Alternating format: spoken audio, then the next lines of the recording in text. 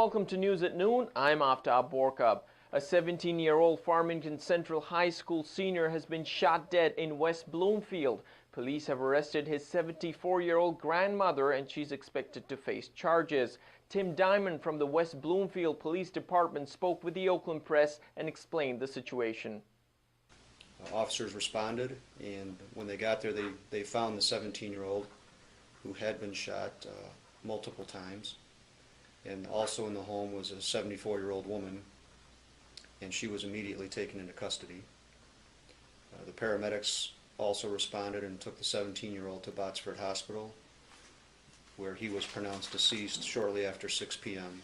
And now to Karen Workman to get the background of this case. Karen? Well, we know that the teen was living with his grandparents after his parents divorced, allowed him to stay in the Farmington School District.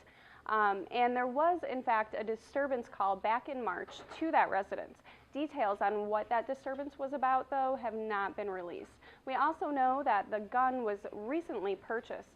That's from the grandmother's attorney, who has also stated that the grandmother was scared at the time of the shooting.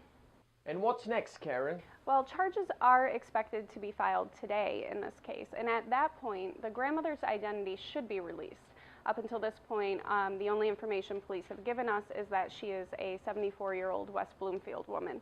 Meanwhile, Jonathan's funeral is scheduled for tomorrow, Tuesday, and it will be broadcast live online. For details on how you can watch that funeral on the live web stream, we'll make sure to have that information on our website, theoaklandpress.com.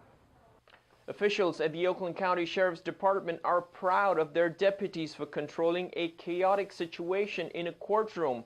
The video that went viral was recorded by Oakland Press staffer Doug Bauman. The video contains some graphic language. Well, what about my justice? What about my justice?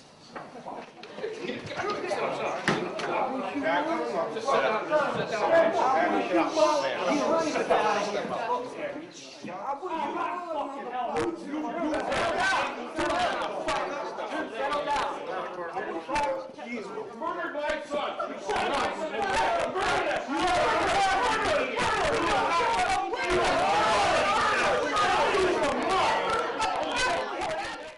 A teenager in Rochester Hills was taken to a local hospital after taking synthetic marijuana. This is the latest case for officers who are battling against the K2. Last November, Lake Orion Police Chief Jerry Narsh spoke with the Oakland Press and explained the hazards of the substance. Parents, if you find it, just know it's toxic and it can harm your children.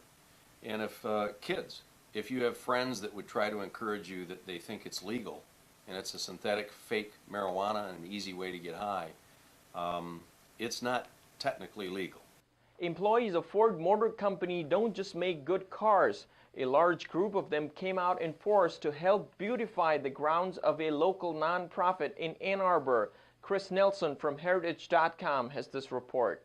Over 30 volunteers from Ford Motor Company donated their time and handiwork Friday afternoon to build a gazebo and to beautify the grounds of the Arbor Hospice in Ann Arbor.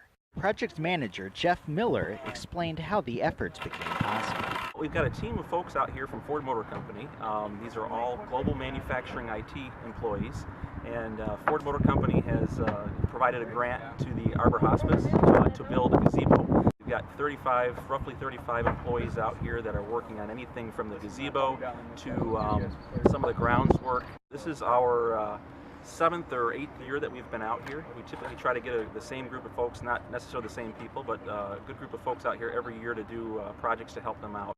Miller said the most rewarding part of volunteering at Arbor Hospice is being able to give the patients and their family members a beautiful place to relax and spend some time together. If you would like more information on this story, go to Heritage.com. With Amy Bell, I'm Chris Nelson for Heritage Media. And now Steve Fry with his video blog, Fry on the News. Good day, Stephen Fry here for Fry on the News. Well, it's happened. A motorcyclist without a helmet has been killed in a crash in Macomb County. Maybe the first one in the state since the law changed. One reader noted we should be less emphasizing the helmet law and more emphasizing the possible drunkenness of the pickup truck's driver. And that reader may be right, but in the news we emphasize what's new, and the helmet law is new.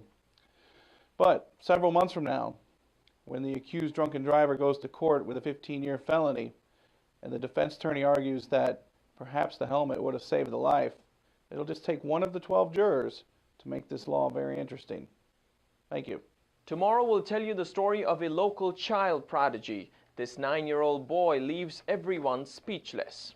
Now this graph is given by y equals 3 times x plus 2 squared minus 6. And that's it for today. Don't forget to watch us tomorrow at theoaklandpress.com. I'm Aftab Borka.